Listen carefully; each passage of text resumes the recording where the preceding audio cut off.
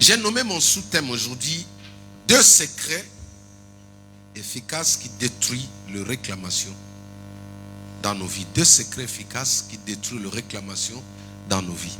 2 secrets efficaces qui détruisent les réclamations dans nos vies. Je vais parler le premier secret comme étant la vérité. La vérité. Le deuxième secret, je vais parler des oppressions. Comment vaincre les oppressions. Vaincre les oppressions. Voilà. Je vais parler de la vérité. Premier secret d'abord, la vérité. Je vais définir la vérité comme telle. La vérité est une qualité de ce qui exprime pleinement la réalité de quelque chose. L'expression fidèle d'une nature. C'est ça qu'on appelle la vérité. Savoir identifier quelque chose, l'appeler, citer, situer quelque chose. L'appeler le nom, ça de lui donner la qualification qu'il a. Il y a plusieurs définitions, mais celui-là, ça nous aide à mieux comprendre. Dire la vérité, c'est dire la chose comme elle est. Quand c'est rouge, tu dis c'est rouge. Ça s'appelle la vérité. Amen. La vérité, c'est le contraire du mensonge. C'est le contraire du mensonge. Quelqu'un qui ment, il marche à l'encontre de la vérité. Amen. Le premier verset que je vais vous donner ce matin, c'est dans Jean chapitre 8, verset 32. La Bible dit ceci: vous connaîtrez la vérité et la vérité vous affranchira. Amen. Vous connaîtrez la vérité et la vérité vous affranchira. Alors, la vérité ici, affranchir l'homme, cela veut dire, affranchir veut dire vous délivrer, vous illuminer. Quand tu connaîtras la vérité, il va illuminer tes yeux. Il va te donner une bonne compréhension sur tout ce qui tourne autour de toi. La vérité va te rendre libre devant certaines choses. Parce que quand on est ignorant, on est esclave. Tous les ignorants sont des esclaves. Celui qui détient la vérité de ta vie, il fait de toi son esclave. Beaucoup de gens qui te connaissent mieux, qui refusent de te dire ce que tu es parce qu'ils ont profit. Ils veulent en profiter derrière cela. Dis avec moi la vérité. Notre chapitre, texte principal, c'est dans Jean chapitre 4 à partir du verset 16 jusqu'au verset 18. C'est de là que je vais essayer d'introduire ce développement et nous allons essayer de commencer à descendre avec ce thème sur la réclamation. Amen. Je fais la lecture. Jean chapitre 4 à partir du verset 16. Va, lui dit Jésus, appelle ton mari, viens ici. La femme répondit, je n'ai point de mari. Jésus lui dit, tu as raison de dire, je n'ai point de mari, car tu as eu 5 et celui que tu as maintenant n'est pas ton mari. En cela, tu dis vrai. Parole du Seigneur. Nous avons suivi l'entretien de cette femme avec, ou l'échange qu'elle a eu avec Jésus autour depuis de Jacob qui fut leur grand-père ou leur ancêtre. Alors, chaque matin, ils allaient puiser de l'eau. Ils allaient puiser de l'eau. Pourquoi? Parce que leur maison, à l'époque, ils n'étaient pas équipés par des tuyaux qui ramènent de l'eau comme chez toi là. Nous qui avons grandi au village, chaque matin, on allait puiser de l'eau comme ça. En Angola, chaque matin, quand ma femme est arrivée, j'ai eu pitié d'elle. J'ai dit, mais là, il faut acheter de l'eau plutôt. Donc là-bas, il faut tu achètes au moins 200 litres chaque matin. Dans chaque maison, il y a des bidons de 20 litres comme ça. Et tu vois les femmes le matin, parfois, c'est dur.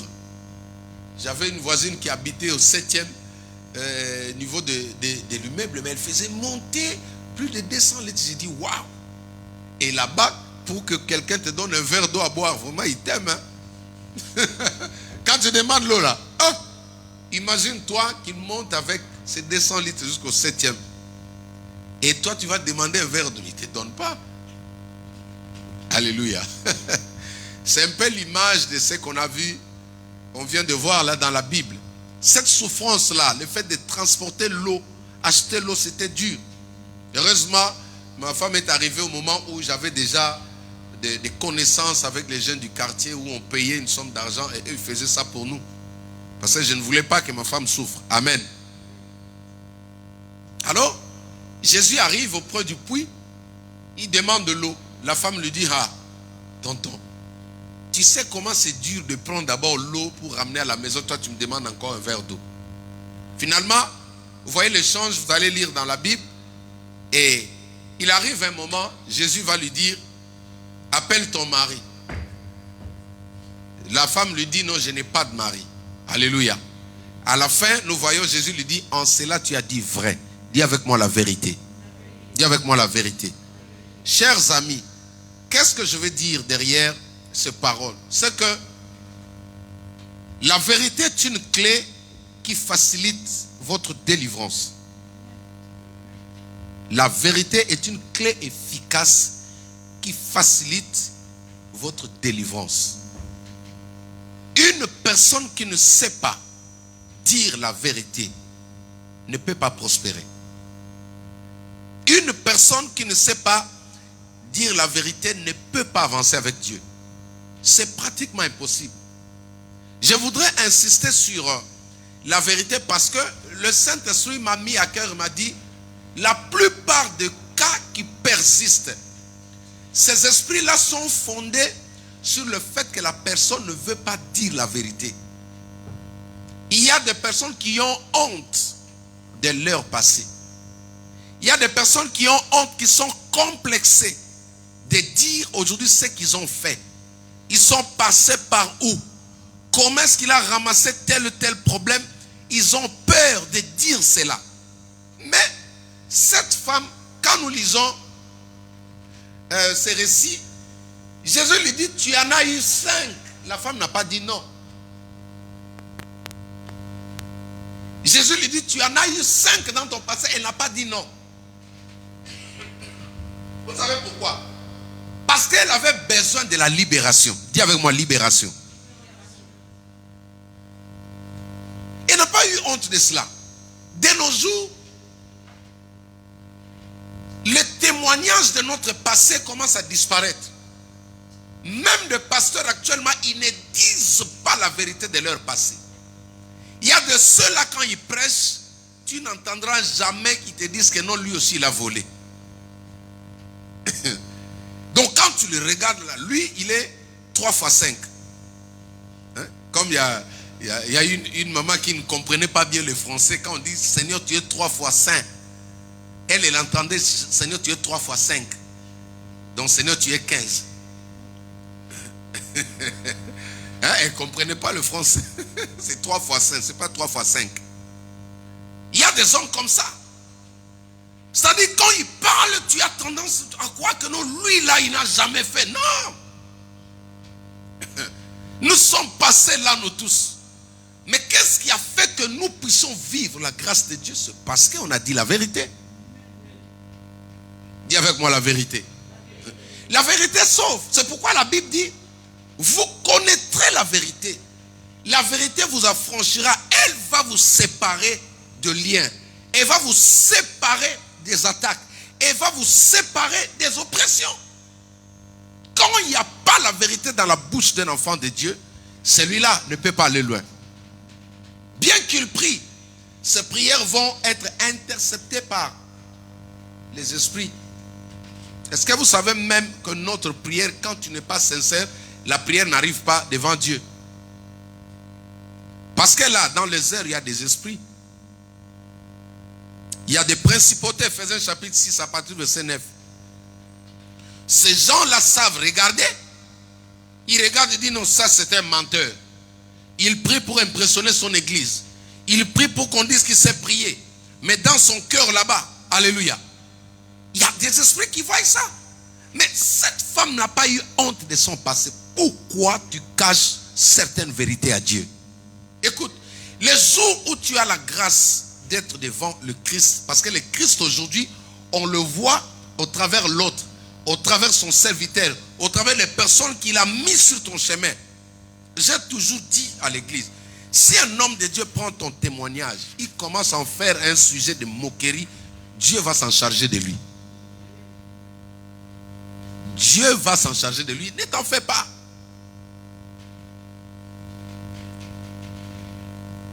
S'il prend ton histoire, il en fait un sujet de gloire, il parle de ça partout, Dieu va le suivre. Mon pasteur m'a dit, fils, il y a des secrets que le Seigneur va te révéler, tu ne diras même pas à ta femme. J'ai dit merci papa. Alléluia. Parce qu'il y a une dimension où il n'y a que Moïse et Dieu. Séphora reste à la maison. Bien que Séphora était celle qui a sauvé Moïse. Quand Dieu a voulu tuer Moïse, c'est sa femme Séphora qui l'a sauvé. Il a dit, coupe le prépuce de ton fils là. Si le sang coule, la mort va passer haute. C'est-à-dire, la femme a toujours une part auprès de l'homme. Mais quand tu es sacrificateur, il y a d'autres secrets qui restent entre toi et Dieu. Amen, maman Titi. Il ne faut pas me priver du lait aujourd'hui, chérie.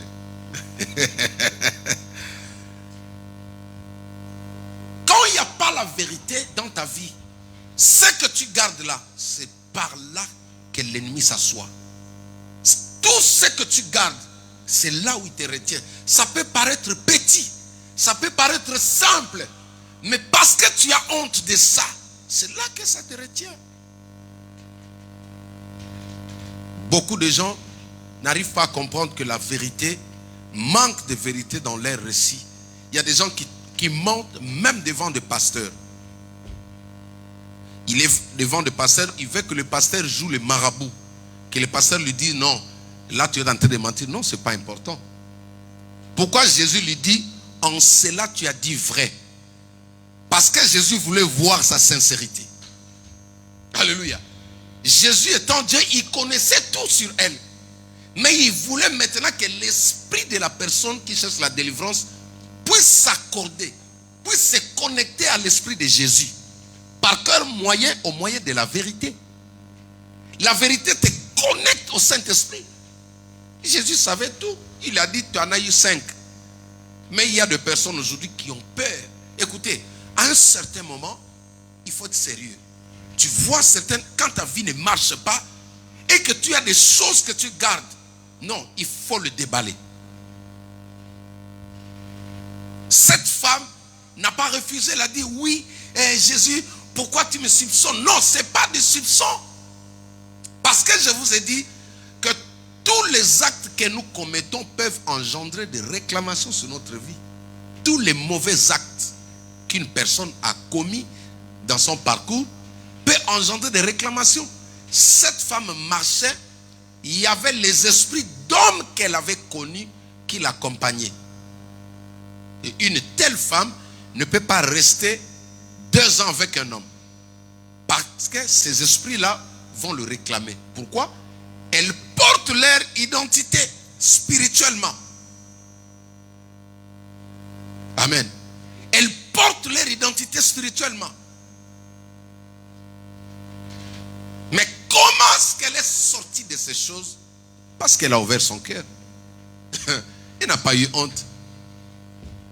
Il n'y a pas de témoignage aujourd'hui dans nos églises où tu attends quelqu'un vient dire que non, moi j'étais dans ça, j'ai abandonné. Ça n'existe pas. Tout le monde est saint à l'église.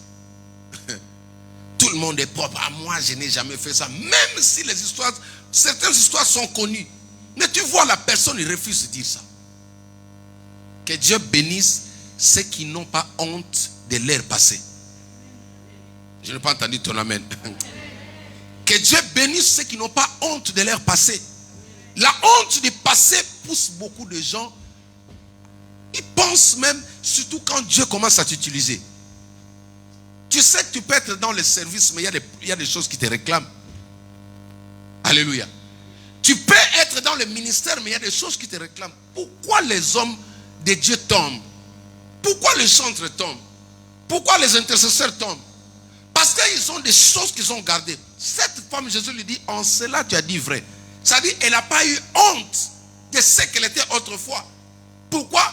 Parce qu'elle sait que cette personne peut changer le parfum de ma vie. Je n'ai pas entendu ton amen. Tu veux que ta vie change. Tu veux que ton parcours change. Tu veux que la lumière de Dieu vienne sur toi. Mais écoute, il faut dire la vérité à Dieu. T'as entendu mon fils? Il n'y a pas de... devant Jésus, on ne peut pas se dire non, ça, il faut... En fait, Jésus est la personne qui a cette capacité-là de prendre toute la saleté qu'il y a sur ton corps. Jésus, il est venu pour prendre toute la saleté, tous mes défauts. Quand je vois Jésus, je laisse. Entre autres, cette femme a pris tous ces esprits-là. Elle a dit, Jésus, tiens, prends.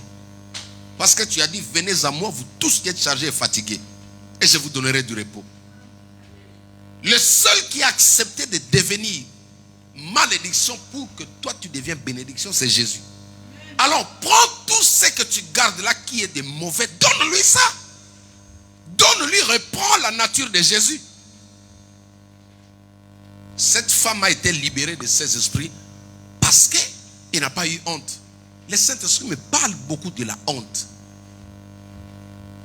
C'est comme ça que je vous ai dit, un homme comme moi, ma vie vous la connaissez tous. Moi je n'ai pas de secret qui peut donner le pouvoir à quelqu'un de me manipuler. Ça n'existe pas. Alléluia. Je n'ai pas de secret qui peut donner l'audace à quelqu'un de me manipuler et dire que non, tu fais ça si tu ne dis pas. Ça n'existe pas. Depuis chez moi, chez mes parents, depuis mon église, jusqu'ici, jusque dans mon mariage. Parce que tout ce que j'ai fait du mal, je l'expose moi-même. Moi-même, je suis le premier à le dire. Tout ça, c'est pour ne pas permettre à l'ennemi de t'avoir.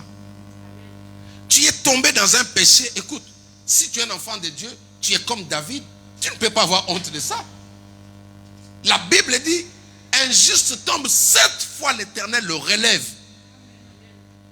Il le relève comment? Quand le juste dit la vérité, quand il reconnaît. Mais toi, tu as fait un mal. On te pose la question. Ah! Non. Quand tu fais comme ça, tu ne vas pas aller loin avec Dieu. Même si on impose les mains sur toi, rien ne va changer. Le Saint-Esprit, il est tellement sensible aux mauvaises réactions. Il est tellement sensible aux mauvaises choses. Si tu veux recevoir du Saint-Esprit, sois sincère vis-à-vis de lui.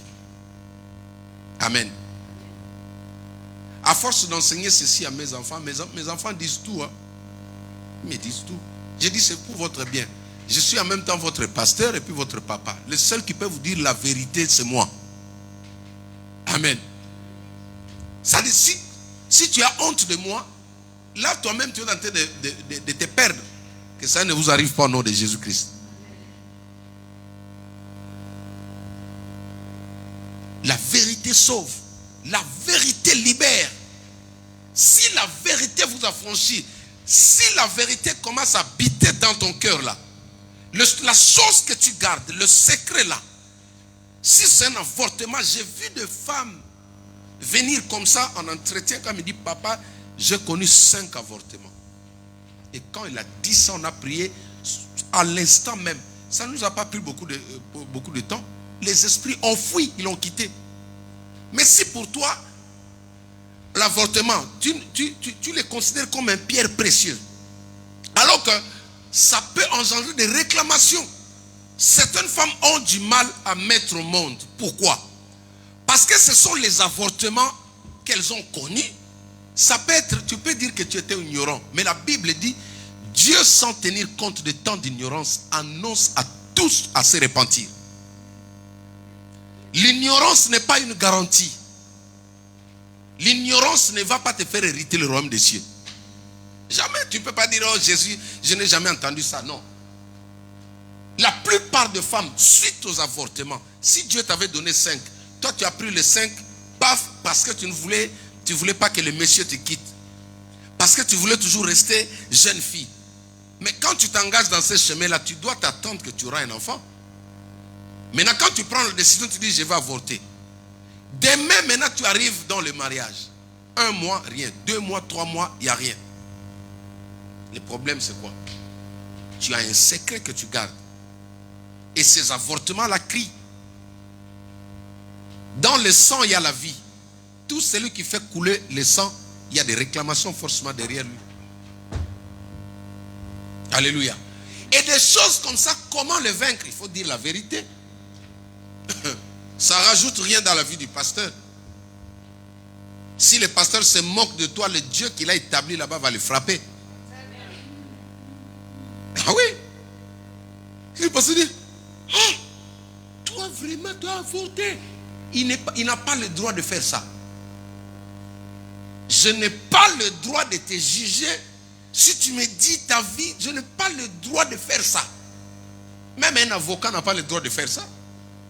Hein? Un avocat qui vient pour te défendre, tu lui dis, écoute, c'est moi qui étais le voleur. Il dit un peu, oh, toi aussi, comment tu... Non, monsieur, toi, tu es là pour défendre le monsieur. Tu es là pour le défendre même devant le magistrat. Ton rôle, c'est, j'allais dire, avocatier.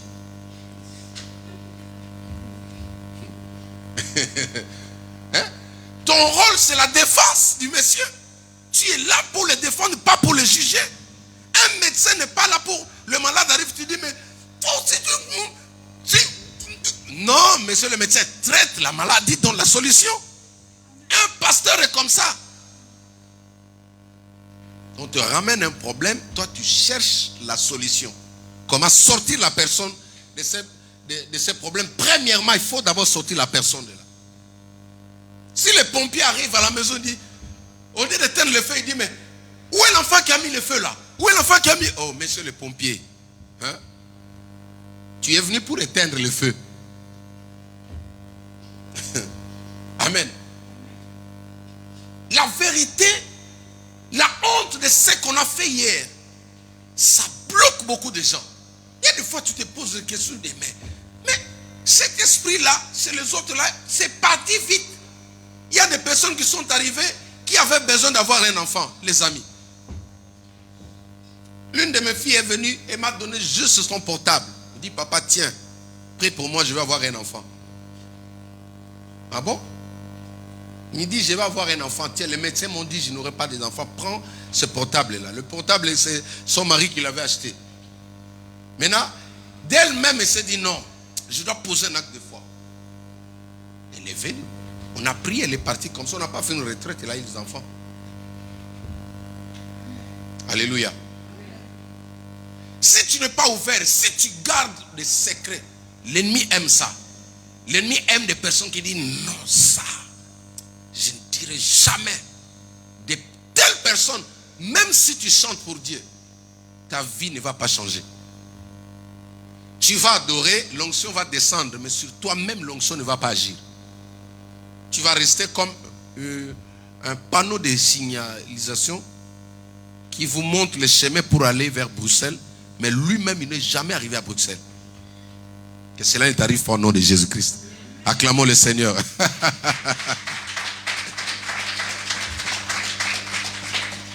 On peut vaincre les réclamations. Quand des esprits te combattent, il y a une manière de le vaincre, c'est de dire la vérité.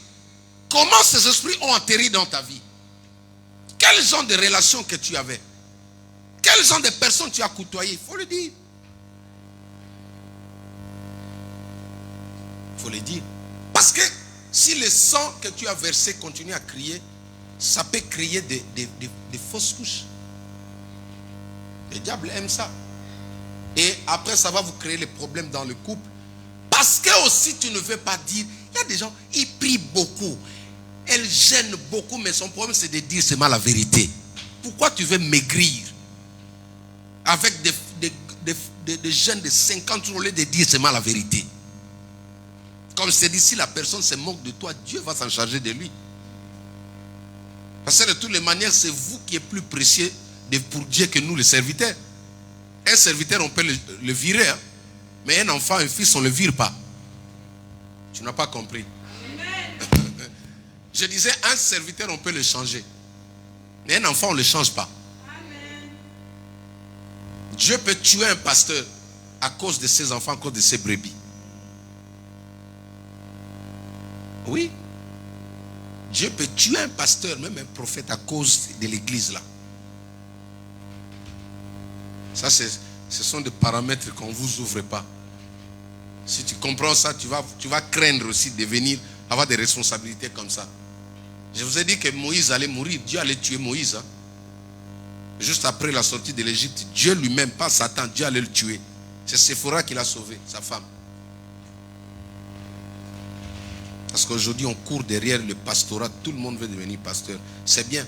Mais il faut qu'on nous dise aussi les côtés où le lion va un jour venir et tu seras seul.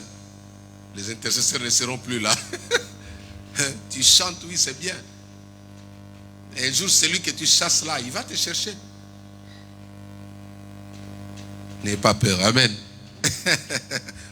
Lisez avec moi, je parle de la vérité, c'est très important. Proverbe chapitre 28, verset 12. Je veux que ces oppressions-là t'abandonnent, te quittent. Je veux que tu sois tranquille quand tu dors paisiblement. Dis avec moi la vérité. Proverbe 28 à partir du verset 12 jusqu'au verset 14. Quand les justes triomphent, c'est une grande gloire. Quand les méchants s'élèvent, chacun se cache. Que cela ne vous arrive pas au nom de Jésus-Christ. Celui qui cache ses transgressions ne prospère point. Mais celui qui les avoue et les délaisse obtient miséricorde. C'est pratiquement impossible pour quelqu'un qui cache ses transgressions, ses péchés. Tu ne peux pas prospérer. Même si tu es fils du pasteur, même si c'est toi qui donnes beaucoup à l'église, les transgressions ici, ce sont des péchés. Ce sont des choses qui séparent l'homme avec Dieu. Ce sont des abus. Les gens, je ne comprends pas. Pourquoi tu caches? Pourquoi tu caches? Il y a des gens qui sont prêts à mourir.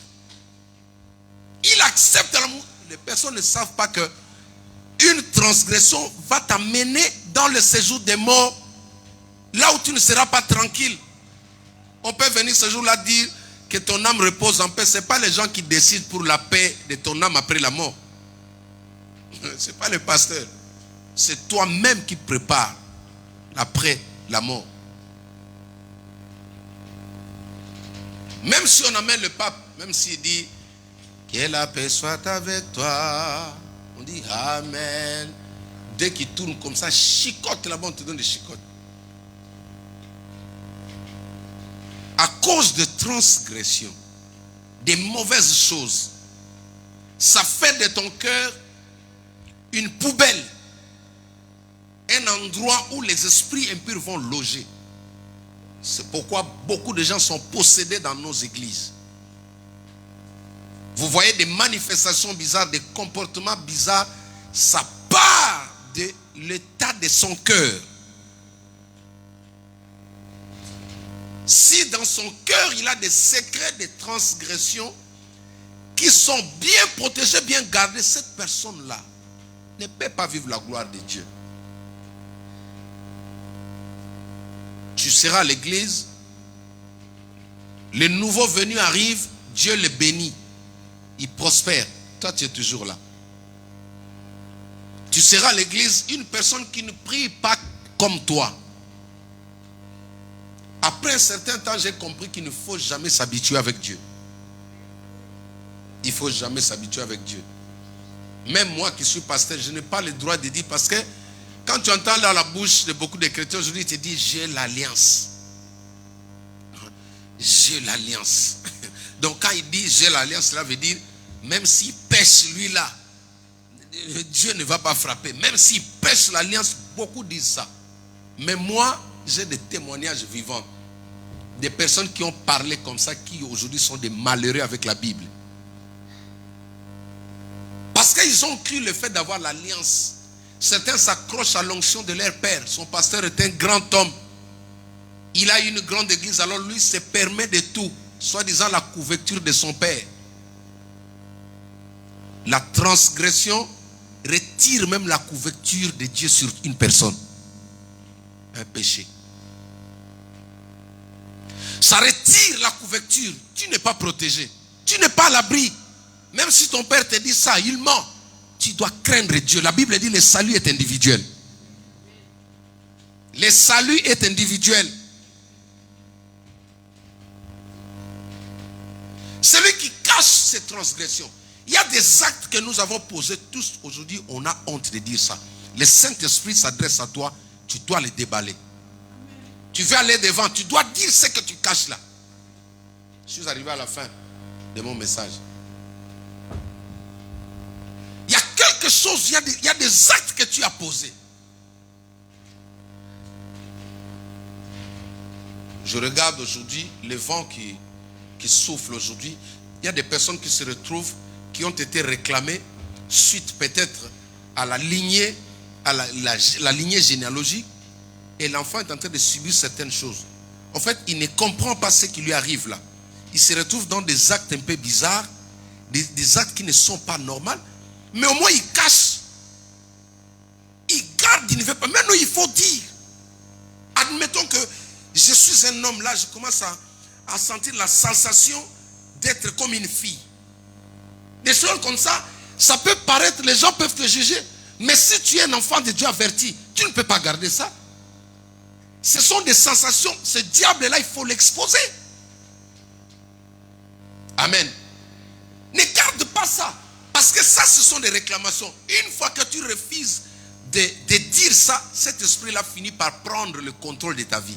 Que cela ne t'arrive pas au nom de Jésus-Christ. C'est comme ça que tu verras, au fil du temps, la vie de la personne commence à se dégrader. Parce que la personne a voulu garder le secret. Le diable, on ne le garde pas dans son cœur. J'aime des personnes qui sont sincères vis-à-vis de Jésus, qui disent, papa, je suis sorcier. Des personnes comme ça, leur délivrance ne prend pas beaucoup de temps. J'ai prié pour des gens ici qui ont été dans la sorcellerie. En une nuit, ils ont reçu la délivrance. Jusqu'au point que sa propre famille ne croit pas jusqu'aujourd'hui. Pour eux, la sorcellerie est plus puissante. Pour sortir quelqu'un de la sorcellerie, il faut faire 5 ans. Ça, c'est des personnes qui n'ont jamais compris, expérimenté la puissance de Dieu. La Bible dit ce qui est impossible à l'homme est possible à Dieu. Alléluia.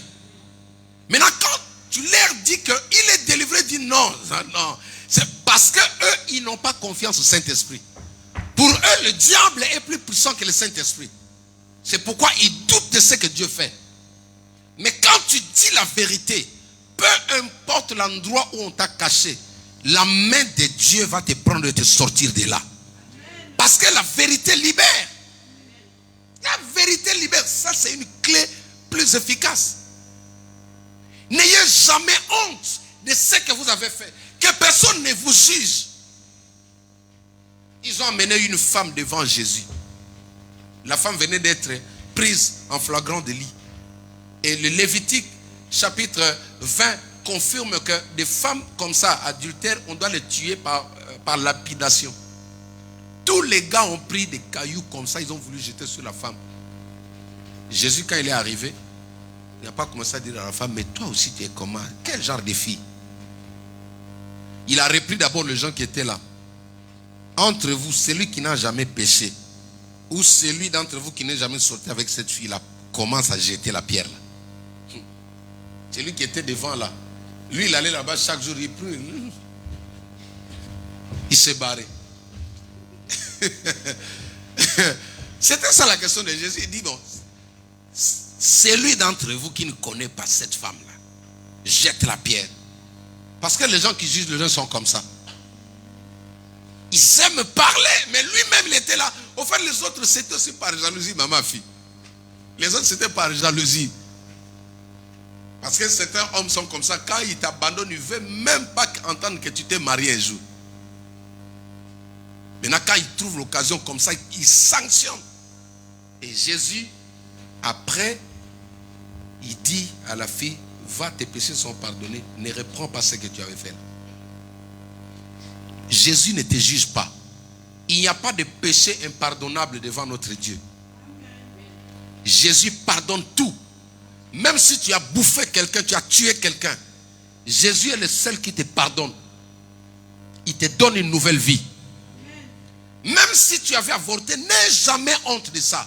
Beaucoup de gens, je ne comprends pas. Avant d'aller tirer sur la famille, avant d'aller tirer sur des rivales, comment toi-même tu as marché? Est-ce que tu as déjà dit ça à quelqu'un? Parce qu'il y a des choses, pour partir, tu dois avouer. Tu dois avouer. Il y a des esprits dont toi-même tu peux chasser. Mais il y a des esprits qui seront chassés par quelqu'un d'autre. C'est-à-dire, quand tu l'exposes, il voit vraiment que tu ne l'aimes pas. Quand tu l'exposes, il se sent maintenant, c'est comme si tu as mis la lumière là où il était. Il est vu de tous, il est obligé de te quitter. C'est comme ça la vie chrétienne.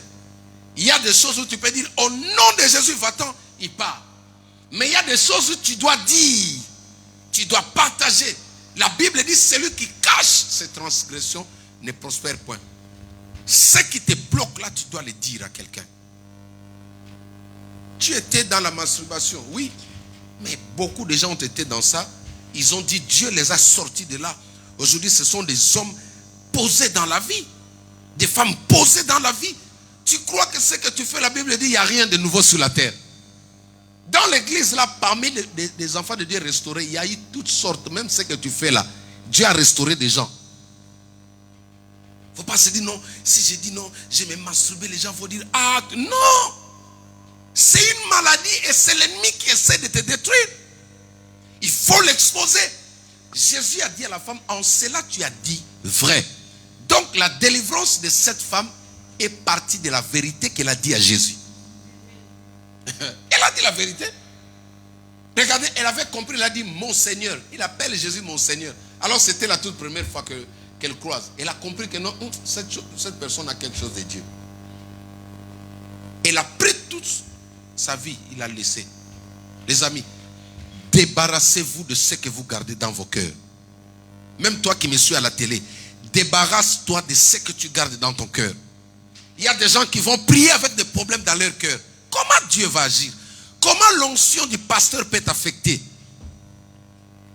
Alors que l'ennemi est encore légal dans ta vie. L'ennemi est encore légal dans ta vie. Tant que tu ne l'exposes pas, il est toujours légal. Il peut dire que non, elle-même, elle me garde. Amen. Et notre sous-point, c'est ce que le Saint-Esprit me met à cœur. La femme dit que je n'ai pas eu de mari, je n'ai pas eu des hommes. C'est-à-dire la loi de la reconnaissance du mariage. La loi de la reconnaissance du mariage, c'est important. Quand est-ce que tu peux appeler quelqu'un ton mari? Quand est-ce que tu peux appeler quelqu'un ta femme? Il y a des lois. Aujourd'hui, le monde nous enseigne des choses en l'encontre de la parole de Dieu. C'est-à-dire, cette femme reconnaissait qu'elle n'était pas légale. Elle a reconnu qu'elle n'était pas légale par rapport à la loi du mariage. Tu ne peux pas appeler quelqu'un qui n'était pas marié, tu ne peux pas le présenter comme étant ton mari. Amen. Le mariage a des étapes, oui. Mais il ne faut pas franchir, il ne faut pas enjamber, comme on disait dans notre français africain là. Il ne faut pas enjamber, il ne faut pas laisser pas ton mari. Elle a dit, je n'ai pas de mari. C'est-à-dire, mari et femme, ce sont des titres honorifiques qui se méritent. Qui se méritent. Oh, je n'ai pas entendu vous amène là. Oh, là. Mari et femme, ce sont des titres honorifiques qui se méritent. C'est-à-dire, papa et maman s'assoient et disent non, toi tu mérites d'être appelé le mari de ma fille ou la femme de mon fils. Est-ce que tu peux acclamer le Seigneur? Ah! Ça aussi, ça vous épargne des réclamations. N'est-ce pas Gaël? N'est-ce pas Winnie? Jusque-là, tu ne m'as pas encore donné mon amen. Hein. Tu as des amens à me donner là. Alléluia. Ça se mérite. Quelqu'un qui n'est pas passé dans le protocole du mariage, il n'est pas encore ton mari. Il ne mérite pas ça. Un copain n'est pas un mari, c'est différent. Ah oui. Un copain n'est pas un mari. Dans la Bible, pour qu'on te donne ce titre honorifique, tu dois le mériter. C'est pourquoi ma prière est que tous mes enfants, filles et garçons, qui sont encore ou dans des relations, ils doivent se légaliser. Ça, c'est ma prière en tant que pasteur. Ils ne sont pas acclamés les seigneurs.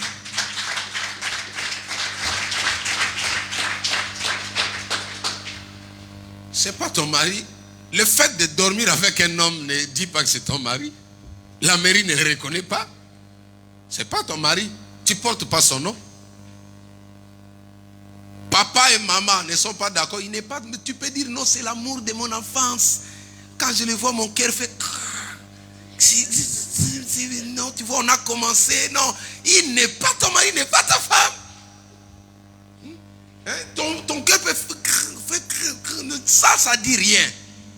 La femme dit, Jésus lui dit, elle a eu 6 hommes dans sa vie. Mais devant Jésus, il dit, je n'ai pas de mari. Ça, c'est un enfant de Dieu. Elles ne sont pas acclamées pour elle. Ah oui. Ne l'appelle pas ton mari tant qu'il n'a pas franchi le protocole. J'ai prié pour mes fils qui sont ici, qui n'ont pas encore honoré leurs femmes, que Dieu vous donne cette onction d'aller honorer vos femmes. Honorez vos femmes. Comme ça, vous allez prendre ce titre. Regardez, moi, quand je vais auprès de ma belle famille, ils me respectent. Hein? Ah oui, mon beau-père dit, c'est le mari de ma fille. Là, j'entre. Allez, on prépare la table, je viens m'asseoir, je mange. Je mange, c'est le mari qui mange. C'est la mari de Titi qui mange. Non, le mari. Merci. Vous retenez que des virgules comme ça. Au nom de Jésus. Hein? Amen. Il y a des titres qui se méritent. On ne prend pas comme ça au hasard. Parce que vous vous retrouvez dans un territoire où les parents ne sont pas là. La fille n'avait pas de toit pour aller se cacher. Et toi, tu es un tonton du quartier. Tu dis, non, la petite vient dormir ici. La petite vient commencer à dormir ici. Et la petite vient là-bas après. Tu commences à faire les chats et la souris. Et puis l'histoire change un peu. Et puis tu sors, tu prends la photo, tu mets sur Facebook. Non, c'est ma femme. Ce n'est pas ta femme. Tu n'es pas son mari. Les jours où la famille décide de récupérer leur fille, ils ont le plein droit. Ils vont prendre leur fille. C'est pourquoi courez pour vous marier, courez pour réaliser, courez. Ah. Alléluia. La femme a dit, je n'ai pas de mari. Et l'homme dit, je n'ai pas de femme. Ne prenez pas trop du temps dans les amusements. Réalisez. Entrez dans la loi du mariage. C'est un honneur. Un homme marié, une femme mariée, on la respecte autrement qu'une femme célibataire, un homme célibataire. Oui. Même dans l'administration ici, là.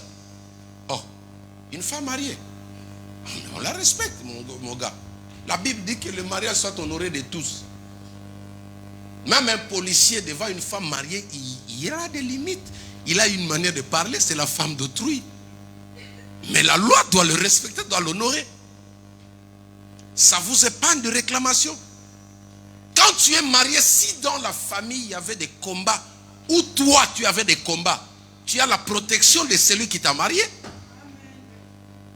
C'est comme ça que la Bible dit, l'homme qui prie ou la femme qui prie joue le protecteur du mari qui ne prie pas ou de la femme qui ne prie pas. 1 Corinthiens chapitre 7. Chapitre 7 à partir du verset 10, je crois. Yaya, vérifie si c'est ça, tu me dis. Sinon, ça sera le chapitre 9. Vérifie rapidement. 1 Corinthiens chapitre 7 à partir du verset 9. Le mari non croyant sera sauvé par la femme croyante. C'est ça?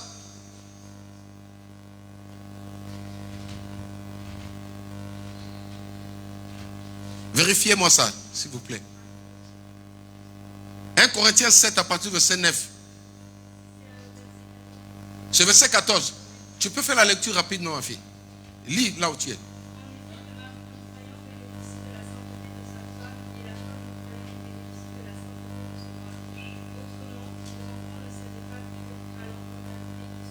Voilà. Est-ce qu'on peut acclamer le Seigneur?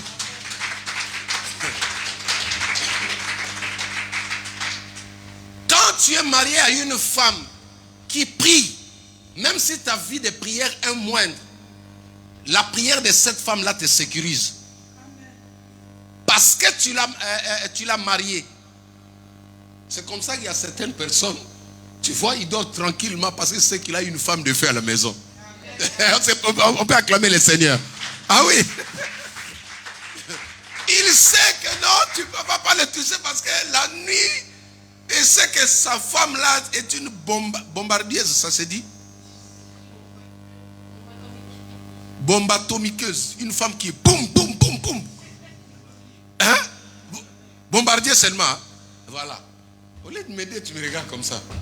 Alléluia. Il y a des hommes comme ça, il est tranquille. L'ancien appartement où on était, il y a notre voisine d'en bas là. Une fois je suis sorti comme ça, il dit, papa, je dis, vous n'avez pas prié. Je dis, oh. Mais à quoi ça te regarde? Il dit, non, mais quand vous priez, je dors tranquillement. Je dis, ah, j'ai compris. Il y a des gens qui sont malins. Hein? Donc, nous sommes entrés dans l'immeuble. Tous les bruits qu'on faisait pour la prière là, ce serait une autre personne, il allait déjà appeler la police. Mais elle n'a jamais. Or, quand nous on priait, elle bénéficiait de la protection de Dieu. C'est pourquoi il faut marier de bonnes personnes. Ça compte. Tu sais que tu n'es pas fort, tu es faible, mais accroche-toi à une femme de prière, accroche-toi à un homme de prière, ça va t'épargner de beaucoup de choses. Quand les réclamations vont venir, vont arriver là-bas, non. Sa femme est toujours en train de prier. La femme est toujours en train de... La Bible dit ça, même les enfants seront sanctifiés à cause de la vie de leur maman. Tu ne peux pas bouffer l'enfant d'une femme qui prie. Jamais. Tu ne peux pas. Tu ne peux pas bouffer le mari d'une femme qui prie. Parce que lui aussi, il est en alliance avec la femme là. C'est pourquoi des personnes comme ça, ils vont tout faire pour vous séparer d'abord de la femme. Ceux qui réclament sont comme ça. Quand ils veulent t'écrouler, ils savent que non, c'est la femme qui empêche de pouvoir t'avoir. Ils vont tout faire pour te séparer de cette femme-là. Alors toi, la femme était belle, pour toi tu commences à voir la femme comme ça. Toi tu me saoules. Tu me gênes dans cette maison, je ne peux pas respirer. Chaque fois, t'es où? Toi, tu ne peux pas me laisser tranquille. Tu penses que c'est vrai alors que l'ennemi est en train de t'oppresser pour t'attirer. Et le jour où la femme prend une décision, tu es sans couverture. Au début, tu ne vas pas te rendre compte. Tu ne te rendras pas compte au début. Tu vas te dire, ah non, maintenant, je suis jeune. Tu commences à t'habiller comme un jeune. Et les sous-vêtements magnétiques, là, dehors, on voit. Tu es là. Et puis, mais à un certain moment, tu vas te dire, qu'est-ce que je fais? Et ça sera trop tard. Répands-toi, reviens au nom de Jésus-Christ. J'ai parlé de la vérité. Aujourd'hui, je voulais parler de la vérité comme étant une clé qui chasse la réclamation. Une clé importante, la vérité. Apprenez à dire la vérité. Amen. Même si ça va faire mal. En fait, je dois nous aider aussi. Il y a une manière aussi de dire la vérité. Parfois, la vérité fait mal, ça blesse. Demande la sagesse du Saint-Esprit. Prie pour la personne auquel tu veux dire la vérité. Prie, demande le Saint-Esprit qui dispose son cœur. Amen. Et ensuite, tu le dis. Ne meurs pas avec ça. Ne meurs pas avec ces problèmes. C'est un fardeau, ça va t'amener en enfer. Ne meurs pas avec ça. On peut facilement vaincre des réclamations en disant la vérité. Amen. Inclinons nos têtes, je vais prier. J'ai insisté sur le fait de dire la vérité. J'ai beaucoup insisté. Est-ce que tu as quelque chose, tu as un secret de famille, un secret dans les amitiés, un secret quand tu étais enfant. Tu as fait des choses dont aujourd'hui tu agirais. Peut-être c'est ton marabout qui t'a dit, il faut jamais le jour où tu dévoiles cette vérité, tu deviendras folle ou fou. Tu retiens quelque chose de l'ennemi en toi et ça bloque ta délivrance. C'est ça, le Seigneur Jésus a besoin de ça. Il a dit, venez à moi. Même si vos péchés sont rouges comme de la cramoisie, je les rendrai plus blancs que la neige. Alors là où tu es, commence à parler à Jésus. Dis Jésus, je viens aujourd'hui déposer à tes pieds. Le chantre passé devant, je viens déposer à tes pieds. C'est que je gardais longtemps. Ce fardeau, tu crois que tu es la personne le plus mauvais de ce temps? Non. Jésus te dit, tu n'es pas l'homme le plus méchant. Tu n'es pas la femme la plus méchante. Ce n'est pas toi, le péché c'est pas toi, mais c'est une autre personne qui est derrière toi. Alors il faut se séparer de lui. Il faut l'abandonner. N'aie pas honte de ça. Il faut sortir ce que tu vois la nuit là. Parfois tu manges la nuit, tu as honte de dire ça. Tu as peur que l'on dise que non, c'est la sorcellerie. Non, il faut sortir ça. Tu as peur de dire que non, tu as volé la nuit. Les gens vont dire que non, c'est la sorcellerie. Non, il faut dire ça. Il faut dire ça. Il y a des choses qui te bloquent. Alors commence à parler à Jésus. Et après ce message, si tu sens que réellement tu as des choses que tu dois abandonner, tu viendras me voir, nous allons nous fixer un rendez-vous. Mais commence déjà à demander pardon à Dieu. Parce que ces réclamations doivent te quitter. Tu as besoin d'un enfant, tu as besoin d'un mari, tu as besoin d'un travail, tu as besoin d'aller dès l'avant, mais tu dois abandonner. Tu dois abandonner complètement. Prends ce qui appartient au diable et remets-lui ce qui est à lui. Mais voici.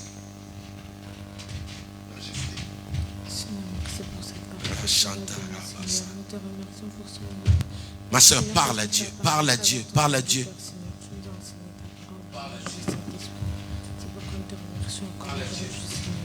Alléluia. C'est ton jour de grâce, c'est ton jour de grâce. C'est ton jour de grâce. Jésus, nous nous humilions, Seigneur. Nous prenons aujourd'hui la décision de sortir le diable de nos cœurs. Alléluia.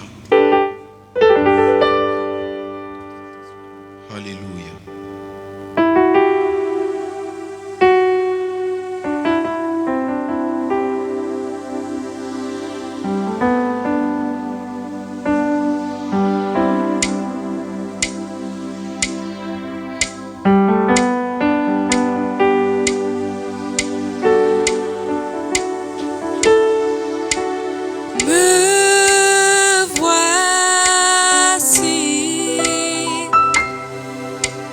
Confondu par ta majesté,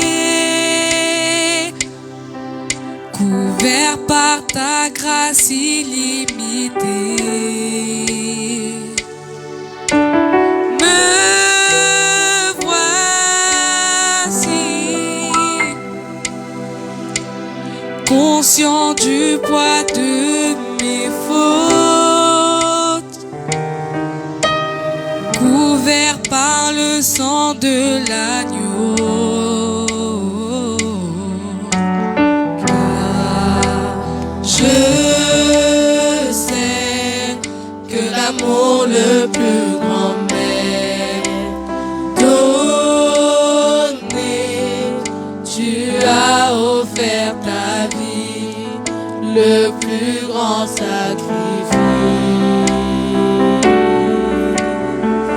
Je chante majesté, majesté, majesté, majesté. Oh, ta grâce, Seigneur, ta grâce m'a trouvé tel que je suis, sans valeur, mais pour toi, perle de prix. Je chante majesté, majesté, majesté, majesté. Oh, par ton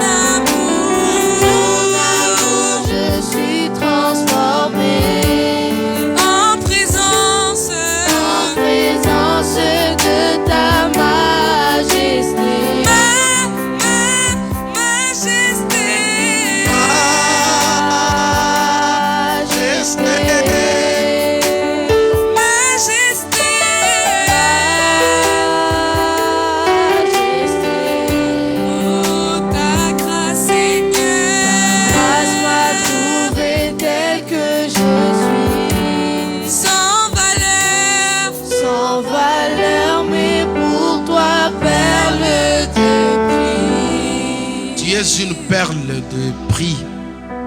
Tu as de la valeur pour Jésus. Tu as de la valeur si les hommes ne te calculent pas.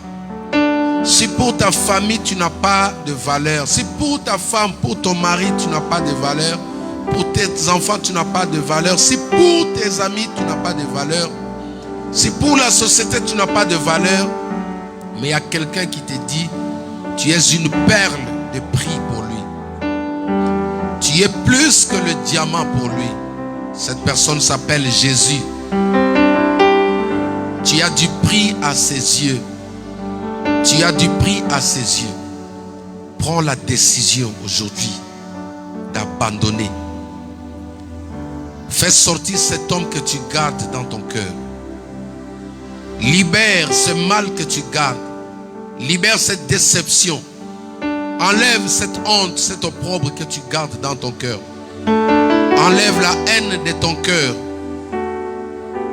C'est ça qui fait asseoir l'ennemi. C'est ça qui donne l'accès aux réclamations sataniques sur ta vie. Tu dois t'en débarrasser ce matin. Tu dois t'en débarrasser ce matin. Sans valeur, mais pour toi, perle de prix. Seigneur, je prie pour tes enfants. Je prie pour toutes les personnes qui nous suivent. Merci Saint-Esprit de nous avoir convaincus. Merci de nous avoir enseignés. Et nous avons pris la décision aujourd'hui de nous séparer de l'ennemi. Nous avons pris la décision d'ôter ce que nous avons gardé longtemps, qui est en train de nous ronger, de créer des maladies. Nous nous abandonnons entre tes saintes mains, Seigneur. Aide-nous à être sincères vis-à-vis de toi. Aide-nous à dire la vérité. Aide-nous à démasquer le diable qui a fait de nous ses esclaves. Je bénis l'Église. Je bénis toutes les personnes qui nous suivent de part et d'autre. Au nom puissant de Jésus-Christ, notre Seigneur et Sauveur, nous disons tous Amen. Amen.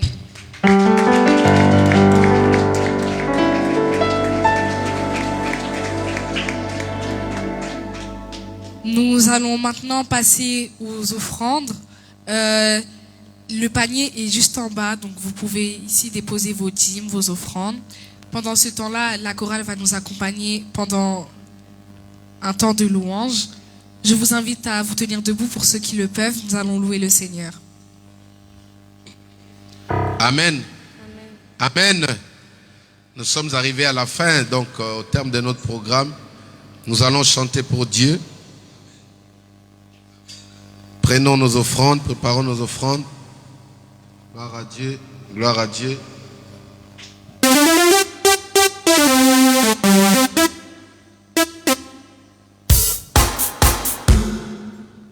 Jésus est Seigneur.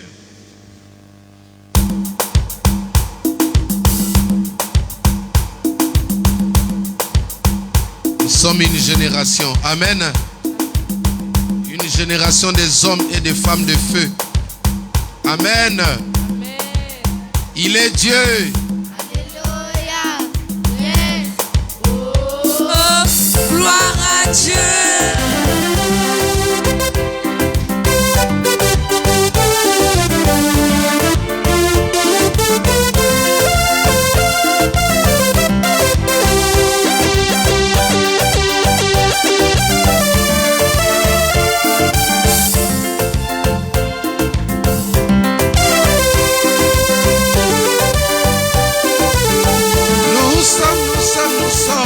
Nous sommes une génération choisie, appelée pour montrer son excellence. Tous ces dons, Tout ce dont j'ai besoin, Dieu me l'a donné. Je sais qui je suis.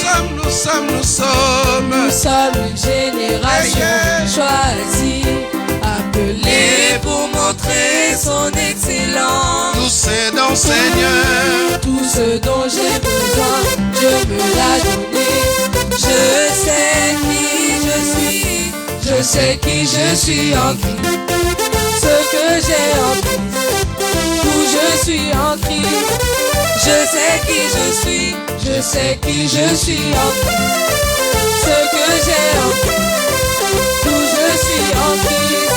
Je sais qui je suis, je marche avec puissance. Marche, marche. J'accomplis le miracle, je vis une vie de faveur. Je sais qui je suis, je marche. je marche avec puissance. J'accomplis le miracle, je vis une vie de faveur. Je sais qui je suis. Tout le monde chanter.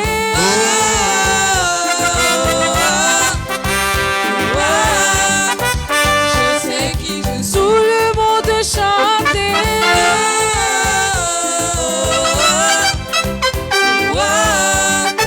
Je sais qui je suis. Tout le monde crier.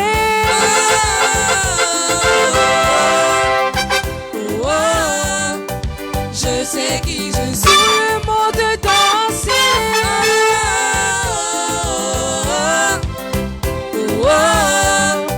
Je sais qui je suis.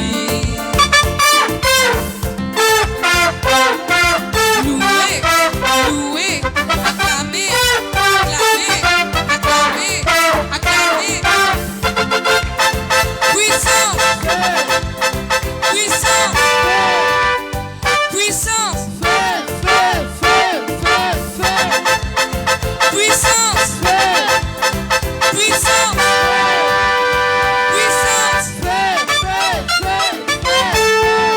À droite, puissance, puissance, puissance. À gauche, puissance, puissance, puissance.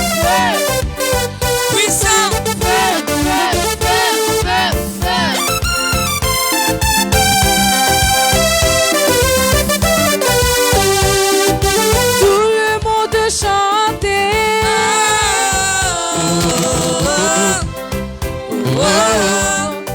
Je sais qui je suis. Tout le monde chanter.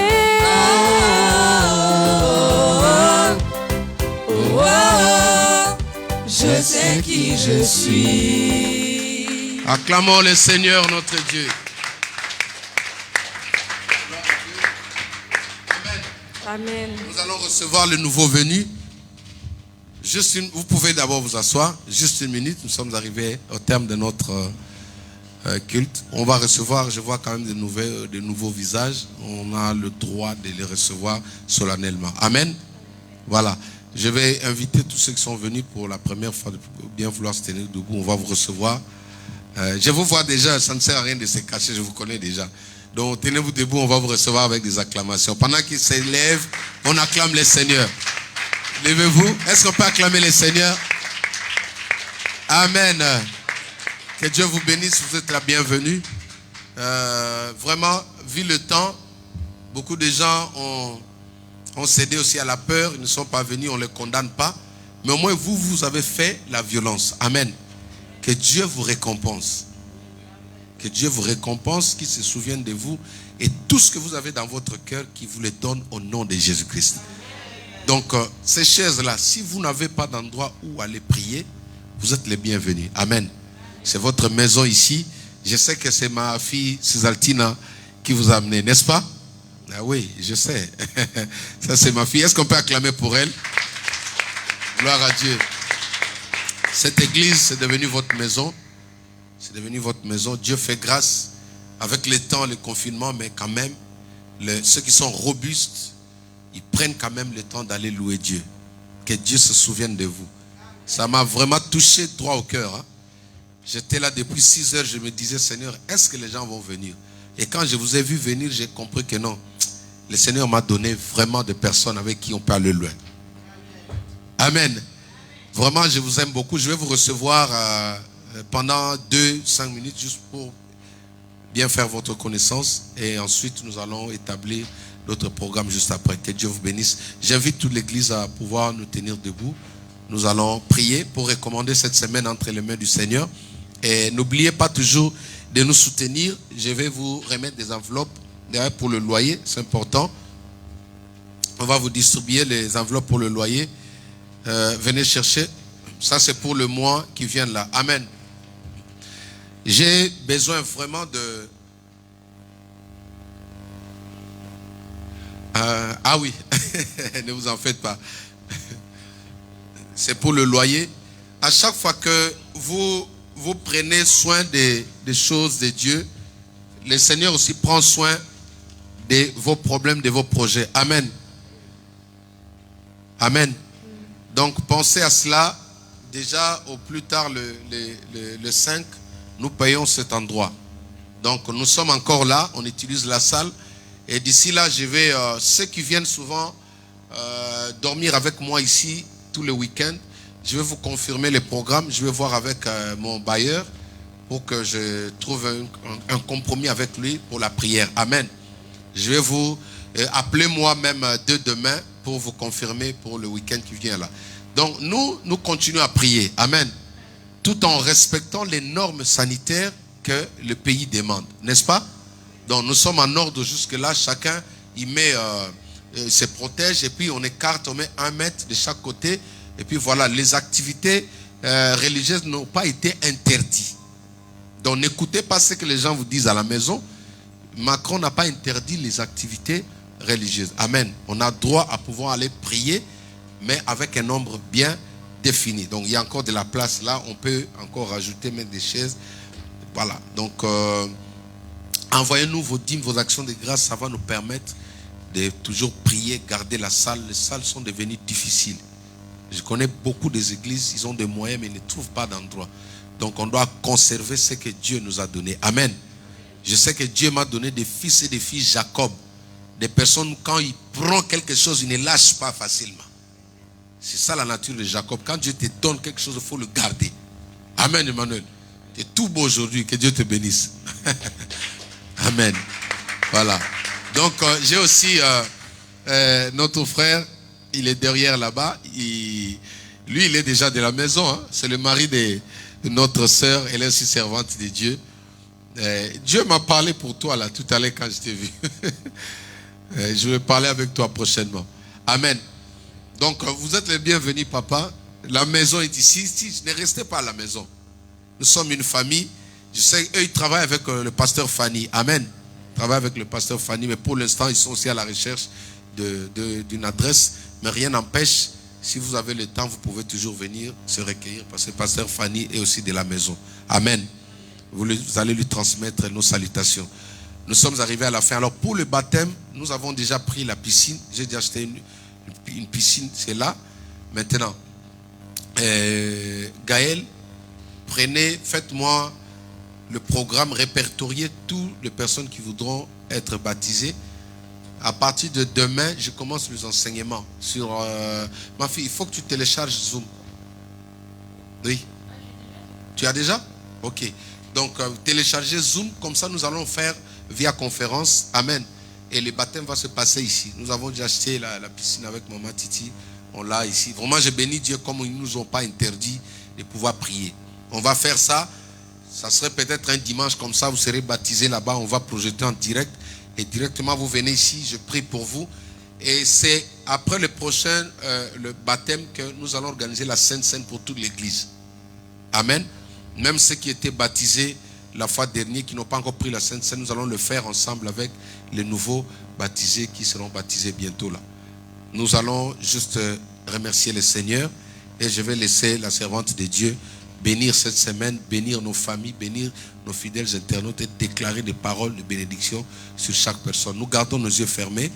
Nous allons prendre un chant avant de pouvoir suivre la prière.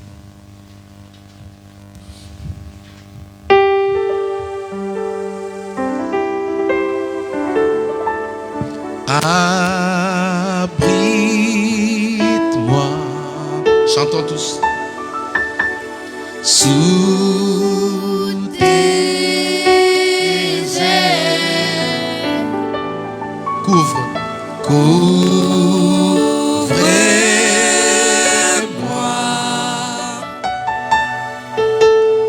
par ta main puissante. Même si les océans se déchaînent,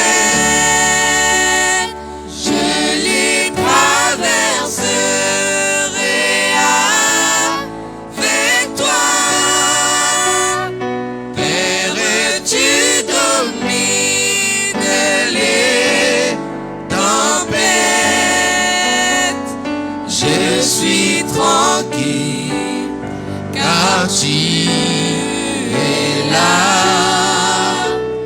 Je suis tranquille, car tu es là.